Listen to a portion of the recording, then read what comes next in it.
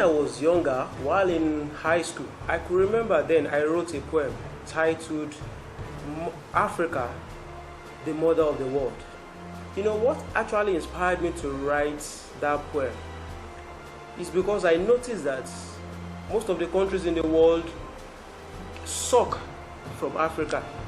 Africa is like the place where everybody will come into to come and take. It's as if no one can survive without Africa. But there's a challenge.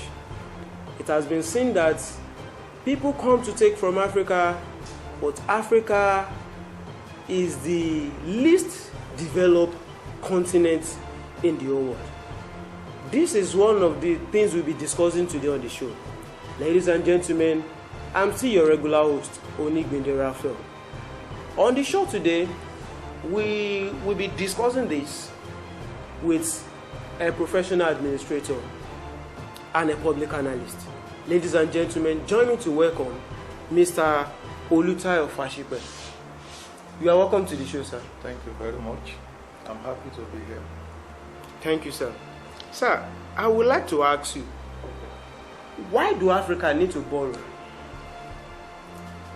Well, like every other country or continent, no economy survives without borrowing. Borrowing itself is not a bad thing. You need to borrow in order to achieve many things, to develop your economy, to make your economy interact with the rest of the economies. Borrowing should not be seen in the context of something that is evil, bad, or unwarranted. It is only when the borrowing is not achieving the desired aim, that's when we should worry. So every economy in the world, even the best of the economies, do borrow. But what is important is the rationale and how such borrowing is managed. That's how we put it. Okay, sir. In the case of Africa, that we know we have abundance of resources. If you ask me, I will say, for me, there's no reason to even borrow. Now, how do you think these resources in Africa can be managed to even prevent the borrowing? Like I said before, resources, especially natural resources, they are everywhere. It depends on where you are in the divide, where you find yourself. Africa has a lot of resources, no doubt. However, the resources are in raw form. So you can't say that the resources as they are will transform to anything unless you transform them to what you want them to be. So for Africa to have abundance of resources, it doesn't stop there. It doesn't stop there. It's like a potential. Until you convert that into something else, you don't achieve anything. So no doubt about it, our resources are numerous. They are in the natural resources. That's why most of our industries, the extractive sector, you have to process it before it becomes something else. And you also note that these resources, the usage, not in Africa here. So you still have to refine them, put them in good use, send them to where they are actually needed. These are the challenges, but at least it's a good thing that you even have resources that we can talk about. It's just the foundation, but it's more than that. You need to turn these resources to products that solves problem. A product that solves problem, not at that raw stage, it doesn't mean anything. So Africa has them in abundance, but we have to put them into a condition that they will be useful in other parts of the world, and then they can be transformed into income generating.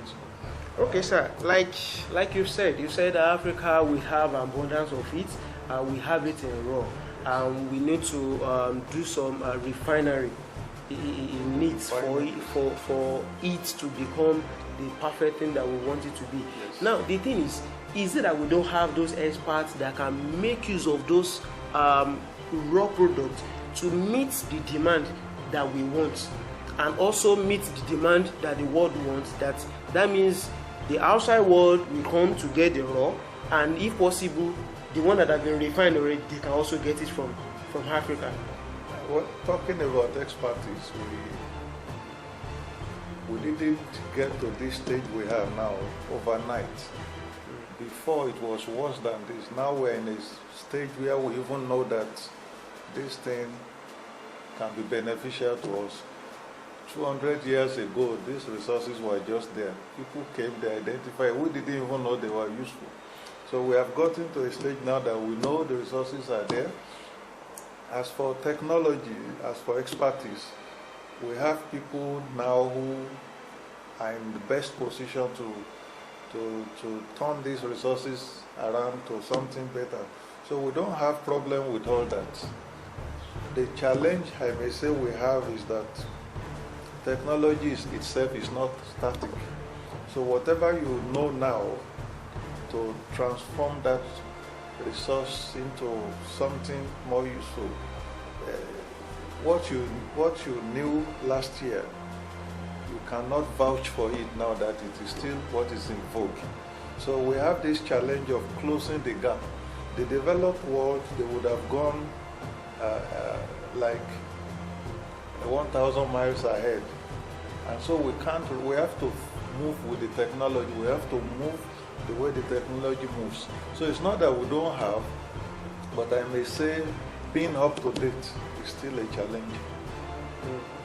From people's perception, don't you think one of the challenge we have in terms of this issue, resources management, that is making Africa to go out, to go and borrow, is the problem of leadership in Africa? Don't you think there's a fault? Yeah, like I said earlier, borrowing is not a problem. You cannot, the best of the leaders in the world, they borrowing for economic development or whatever, for trade, for exchange, for interactions in the economic sense. There's nothing wrong with it. Even the best of the leaders in the world. Yeah. So, but the challenge we have about leadership and borrowing for economic development is even more of agenda setting, I will put it that way. In public policy, there is a cycle, and it starts with problem identification. It goes to getting that problem into the agenda, putting it on the agenda. So you can, like you mentioned, that we have resources in Africa, we are not utilizing them the way it should. You have just identified a problem, a challenge. Getting that into the national agenda is the next point. And until you do that, nothing is done. So this is where leadership comes in. There has to be a way that you identify these problems and then you make them part of what you intend to do within your limited time when you are in charge. In democracy, maybe 4 years, 5 years at most. So first of all, the leadership that we are talking about must be conscious of the kind of challenges we have. And so you bring it into your agenda, and from there you sell it to the other arms of government, and it becomes your national priority. So you can't totally say leadership is the problem, but then the approach to leadership is one of the issues we are talking about. And also awareness. Awareness, like this issue of debt you are talking about now. To an average African, it's a bad thing. We need to create that awareness that there is nothing wrong with borrowing. There is nothing wrong with borrowing to execute projects in order for people to benefit from such, whether long or short run. But sir, when you say there's nothing wrong in borrowing to finance one or two projects, but when the borrowing is becoming alarming, is becoming outrageous, don't you think there should be something fishy about it? We know corruption is everywhere, all part of, but can't Africa be an exception? Okay. When borrowing becomes outrageous, I want to pick that. In the real sense of it, borrowing can never be outrageous. The reason is this: there are institutional frameworks that control borrowing. For example, in Nigeria, there is a law, Fiscal Responsibility Act. That act stipulates exactly what you can borrow. We have an office that we call a debt management office. You can't even borrow without going through that office. And that borrowing must not exceed a stipulated percentage of your GDP, must not be more than a certain percentage of your total budget. And such borrowing must even be project specific. You don't just borrow for borrowing's sake. You must borrow to say that I want to construct a road from Abuja to Kaduna. That's why I'm borrowing. And so borrowing is tight. So in Nigeria, we have institutional framework for that. And there is something that the Ministry of Finance also champions, a medium-term expenditure framework. In that, you already put your debt profile there for 3 years. And the National Assembly also has a part they play in this. You don't just borrow, you have to get the approval of National Assembly. All of this is to make sure that you don't go outrageous, let me put it. So it's controlled. Borrowing in government is streamlined, it's controlled, it's managed. No matter what figure you get on the newspaper or in the media, that figure must have conformed with the institutional arrangement for borrowing. So that's one thing we should know. And that was why I said the level of awareness is also important. When people know that there is an office charged with that. In Nigeria, we operate federal system of government where you have federal, you have state, you have local. Even if you are borrowing at the local level, you still have to relate with the Ministry of Finance and the Debt Management Office. They are the ones who will help you to negotiate the loan. And if the terms are not good, they will discourage you from taking. So as for institutional framework to curb excessiveness in borrowing, we have that in place. And so for a country like Nigeria, I don't think our borrowing can be outrageous. That's why we have the National Assembly to reject any borrowing plan that is not in conformity with the laid down principles. Sir, but do you know that this issue of borrowing that's making the country be in debt also devalues the currency also? And now, what I just want to ask now is, what are those measures that can be taken for Africa or for Nigeria to free itself or to reduce the level of the borrowing? Okay, I like that. To reduce it, to bring it to a manageable size. The first thing that I would recommend is increase in awareness. When people know that borrowing is not bad, when people know that when you borrow for a project and we know the outcomes from such projects when they are completed, we know that it's like opportunity cost. If you don't do it now, you don't have enough money to do it. And if you wait till you have enough money, the cost will escalate. And so there is a window, a finance window you can explore in order to finance it, and you pay little interest so that you beat time. So when we create such awareness and let people know that we don't just borrow, we have institutional control for our borrowing. When you have done that, at least to a reasonable extent, you have started. The next thing is to build capacity. The next thing is to build capacity. If you are not aware of where funds are cheap, you are likely to go and borrow from where the conditions are not favorable. So we need also to have capacity to detect the right institutions or individuals or countries that you want to go to borrow from. Sometimes it is even advisable to borrow within your own economy than to go out and borrow. And that's why you see government selling bonds, government bonds, with time frame, 30 days, 60 days, 180 days, 10 up. You need to also build capacity within government circle and in other places. And another thing you can do also is to make sure that what you are borrowing for is transparent. The implementation of such project is made known to everybody, so people follow you.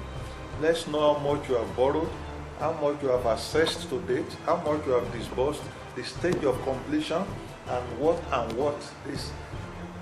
Even now, in most economies in Africa, if you want to borrow, you have to tell us the number of jobs you will create. You have to tell us how the ripples of that borrowing and that project will affect the economy. So that's another thing we need to do. We need to make it project specific. We don't just borrow for frivolity, we borrow for something tangible. And another thing we need to do is to curb corruption. If you borrow for a purpose and then you don't use that money for that purpose, when corruption creeps in, you have that challenge. And also we have to be sure that to the barest minimum, all those things that affect the free flow of project implementation, they are removed. Sometimes you have the locals, they wouldn't allow you to do your work unless you come and see them in court. At times, government is slow to also pay the compensation to people and all of this. So it will be better if we put all this in place so that projects are completed as and when necessary. If we solve all these problems and we make sure that we get the right advice from the institutions connected, we have the central bank, we have the Ministry of Finance, we have the Debt Management Office, we have Ministry of Planning, all of this, they work together in order to be sure, to ensure that this the fund you have borrowed, they are made use of in the best possible way. Once you do this, the country, their level of awareness is high. You also know that you have the capacity to manage what you have borrowed, and you have intelligence to be sure that it is cheaper to borrow from here than from here. And you negotiate very well. Some money you borrow, you don't have to start paying until another 10 years. So it allows you to settle for the project to be completed and then for you to generate money from that project to pay back.